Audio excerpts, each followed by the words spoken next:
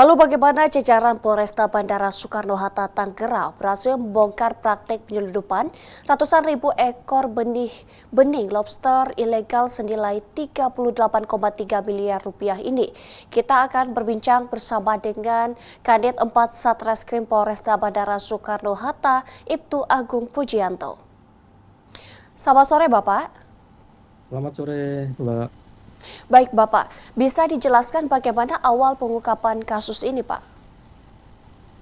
Baik, kami jelaskan bahwa terkait pengungkapan kasus penggagalan benih lobster ini berawal dari laporan masyarakat bahwa di tanggal 5 Juli itu ditemukan ada 6 palet kayu yang berisi koper, di mana di dalam koper itu sudah ada benih lobster. Setelah itu kami lakukan penyelidikan lebih lanjut. Dari hasil penyelidikan dan penyidikan diketahui bahwa eh, 6 peti kayu atau 6 koper benih lobster ini diberangkatkan atau diselundupkan oleh 4 tersangka. Kemudian dari benih lobster ini sebagian ada yang kami sisihkan sebagai barang bukti, dan sisanya kami lakukan pelepas liaran di Pantai Carita Serang. Demikian, Pak. Baik, Bapak, dari penyidikan barang bukti apa saja yang berhasil diamankan, Pak? Kalau untuk barang bukti yang sudah kami lakukan penyitaan antara lain 6 palet kayu, kemudian 6 buah koper, kemudian 329 kantong plastik, kemudian ada kendaraan Grand Max 1 unit, kemudian ada 4 unit handphone. Demikian, Pak. Baik, Pak, apa peran dari masing-masing tersangka, Pak? Baik.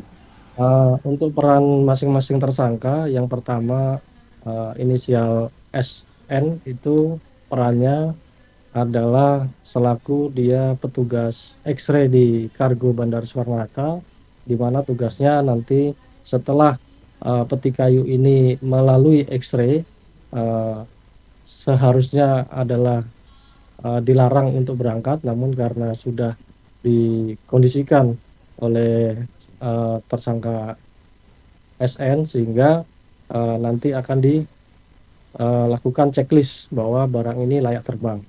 Kemudian tersangka yang kedua itu inisial F, sama dia juga selaku petugas X-ray, perannya sama dengan yang tersangka yang SF yang tadi saya jelaskan. Kemudian untuk tersangka yang berikutnya inisial RZ dan inisial A, itu perannya melakukan packing.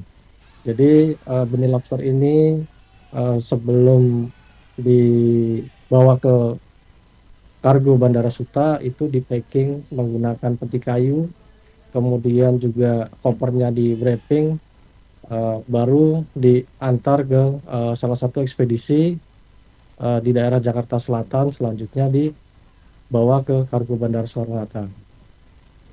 Di samping itu kita juga ada beberapa tersangka yang sudah kami tetapkan sebagai DPO, ada 6 orang. Adapun perannya yang pertama yaitu melakukan packing, kemudian mengurus SMU, kemudian melakukan monitoring pengiriman benih lobster itu, baik dalam perjalanan dari tempat melakukan packing sampai ke kargo Bandara Soekarno-Hatta. Demikian. Baik, Pak, dari kasus ini berapa potensi kerugian negara, Pak? Baik, dari jumlah lobster itu jumlahnya sekitar 770.000, dan apabila dikonversikan dengan per ekornya itu sekitar harga 54.000, jadi potensi kerugian negara itu kurang lebih sekitar 38 miliar. Demikian, Mbak. Baik, Pak, dapat sampaikan pesan kepada pemirsa Polri TV yang ada di rumah, Pak. Baik, untuk pesan-pesannya, adapun bagi masyarakat yang akan melakukan pengiriman baik itu berupa ikan, hewan, dan tumbuhan agar melakukan pengurusan dokumen di instansi terkait, yaitu di Balai Karantina Kesehatan, di Balai Karantina Ikan, Hewan, dan Tumbuhan Bandar Soekarno-Hatta. Kemudian setelah mendapatkan dokumen tersebut bisa dilampirkan untuk pengiriman berupa hewan, ikan, dan tumbuhan. Dan kami juga berharap kepada masyarakat apabila mengetahui informasi adanya penyelundupan benih lobster ataupun yang lainnya agar dapat disampaikan atau dilaporkan ke pihak kepolisian. Demikian, Mbak. Ya, terima kasih Kanit 4 Satreskrim Polresta Bandara Soekarno-Hatta Ibtu Agung Pujianto telah bergabung bersama kami di Polri TV. Selamat sore dan salam presisi.